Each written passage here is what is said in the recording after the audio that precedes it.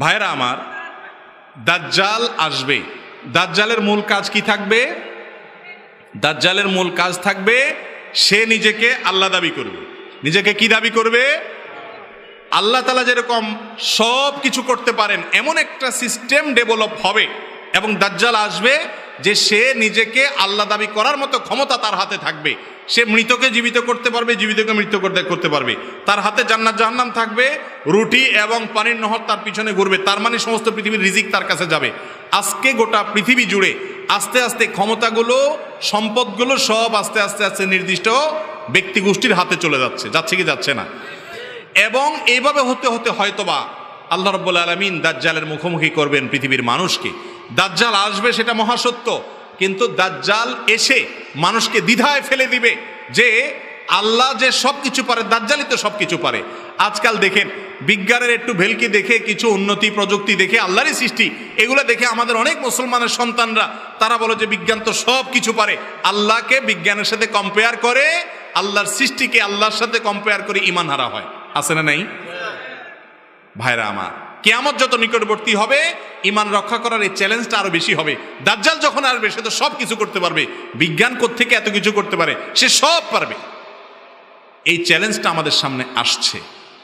ইমানদার ইমানকে ধরে রাখা এই টাইমগুলোতে খুবই জটিল। এই জন্য অনেকগুলো আমল আছে, অনেকগুলো আপনার উপায় আছে যে উপায়গুলো অবলম্বন করলে দাজ্জালের ফিতনা থেকে বাঁচা যাবে। তার ভিতরে একটা হলো সূরা কাহাফের প্রথম 10টি আয়াত যদি কেউ মুখস্থ রাখে, তেলাওয়াত করে, পড়ে, ধারণ করে, উপলব্ধি করে, আল্লাহ তাআলা তাকে দাজ্জালের ফিতনা থেকে বাঁচিয়ে রাখবেন। ওই সময় যদি আপনি পান, ইমান রক্ষা করা কঠিন হবে। কত কঠিন হবে জানেন?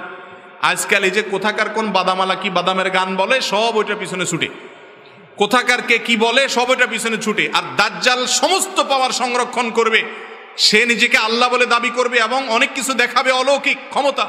এগুলো দেখে দুর্বল ইমানদারের মুসলমানরা যে দলে দলে পঙ্গপালের মতো মুসলমান থেকে খারিজ হয়ে কাফির হবে, সেটা বোঝা যায় কি যায় না?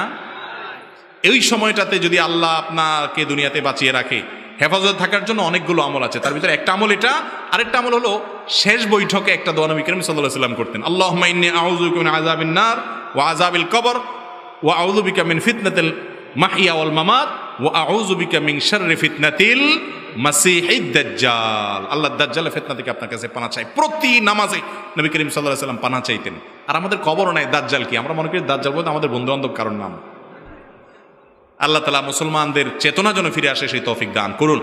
তো যেই সিস্টেম আমাদেরকে আল্লাহর অবাধ্য করে, যেই সিস্টেম আমাদেরকে কুফরিকে মেনে নিতে বাধ্য করে, সেই সিস্টেম দাজ্জালি সিস্টেম, এতে কোনো সন্দেহ